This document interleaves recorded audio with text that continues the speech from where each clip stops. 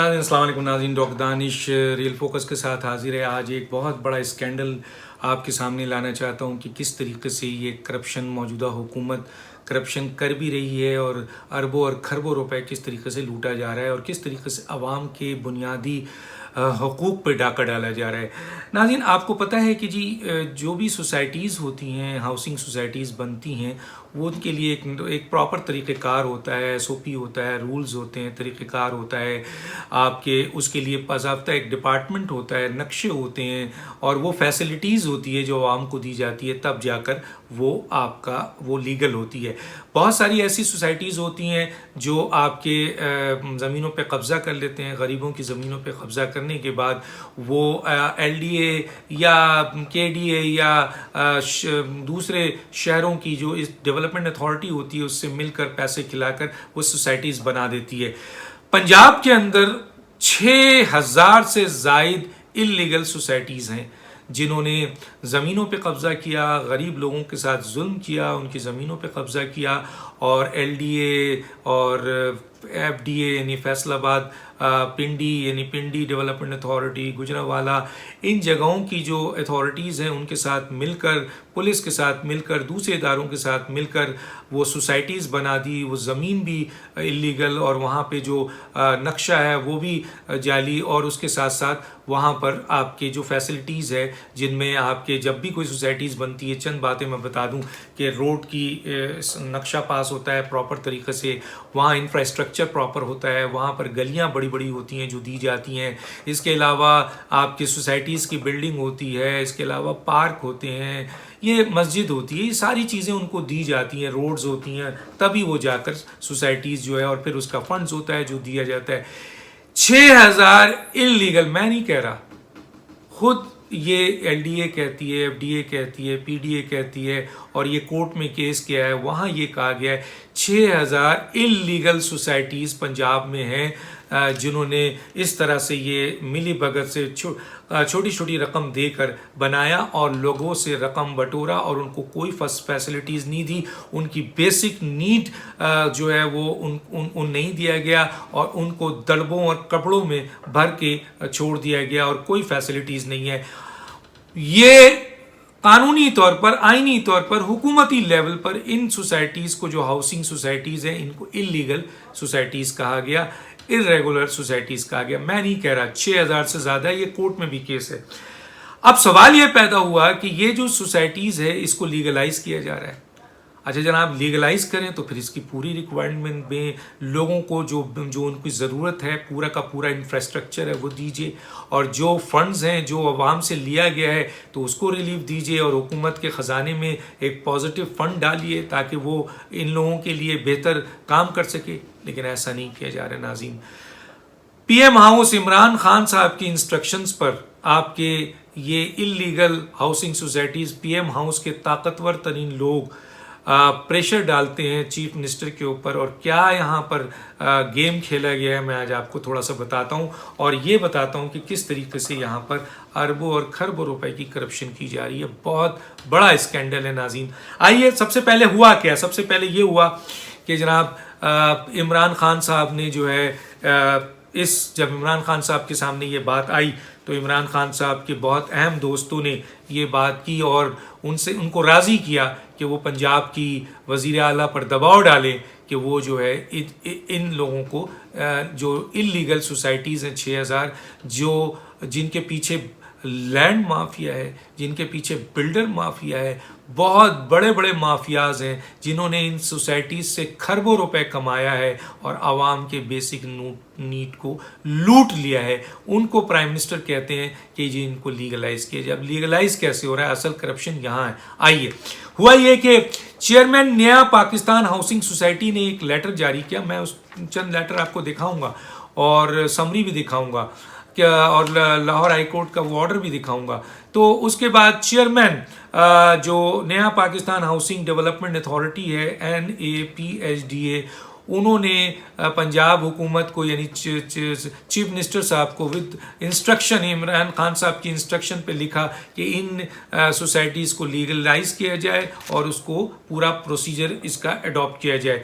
हुआ क्या नाज़रीन, असल में तो सबसे इंपॉर्टेंट बात यह है, जब ये ऑर्डर चीफ मिनिस्टर साहब को मिला तो आप सोच लीजिए कि पीएम हाउस से ये तो एक लेटर था जो रिकमेंडेशन दी गई थी, रिक्वेस्ट की गई थी, लेकिन प्राइम मिनिस्टर ने इस पे कितना दबाव डाला और पीएम हाउस के चंद लोगों ने जो इसमें अरबों खा रहे हैं और लैंड माफिया के साथ, पाकिस्तान के टॉप लैंड माफिया और बिल्डर माफिया के साथ पैसे खाए जा रहे हैं और गरीबों को चूसा जा रहा है उनका खून, तो मैं उनका नाम ज़रूर डिस्क्लोज करूंगा। पहले मैं आपको बता दूं कि ऑर्डर गया, चीफ मिनिस्टर ने क्या किया कि चीफ मिनिस्टर को चाहिए था कि ये केस वो पार्लियामेंट में ले जाते, बहुत ही बड़ा केस है, तो पंजाब असम्बली इसको सुनती, डिस्कस करती और देन उसके बाद कोई फैसला निकालती। लेकिन हुआ ये कि पंजाब असम्बली में इसको नहीं लिया गया, बल्कि इसको कैबिनेट में भी नहीं लिया गया प्रॉपर तरीके से, जो एक कैबिनेट होती है। हुआ ये कि इन्होंने सर्कुलेशन किया और एक समरी जो है वो मैं दिखाऊंगा, वो समरी जो है वो मिनिस्टरों को पहुंचा दी।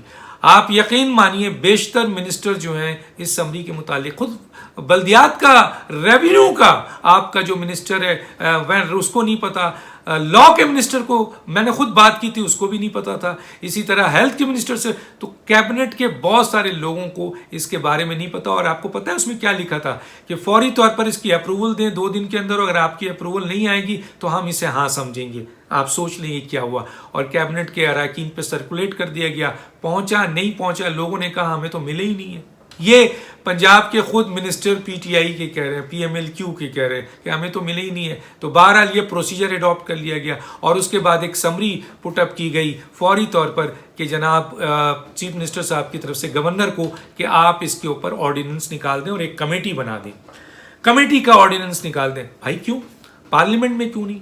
कहा गया कि पार्लियामेंट इस वक्त जो है वो ऑन फंक्शन नहीं, यानी पार्लियामेंट का इजलास नहीं हो रहा है।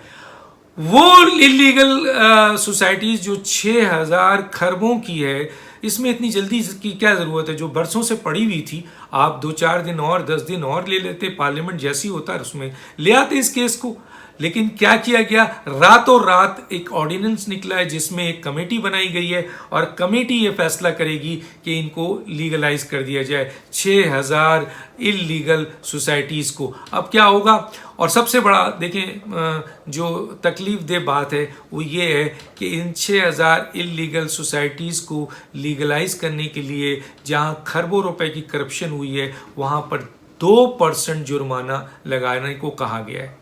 ये मैं नहीं कह रहा, आप मालूम कर लीजिए, सिर्फ 2% आपके जुर्माना। आप अब बताएं कि एक सोसाइटी जिस पे एक आदमी ने लैंड माफिया, बिल्डर माफिया, वहाँ करप्शन करके लोगों को बेसिक फैसिलिटीज़ नहीं दी है और उसके बाद अरबों और खरबों कमाया है, उसको उसके इस एक्ट को 2% जुर्माना कौमी ख़जाने में जाएगा और बाकी अंडर हैंड इन लोगों को कितना जाएगा सोचिए।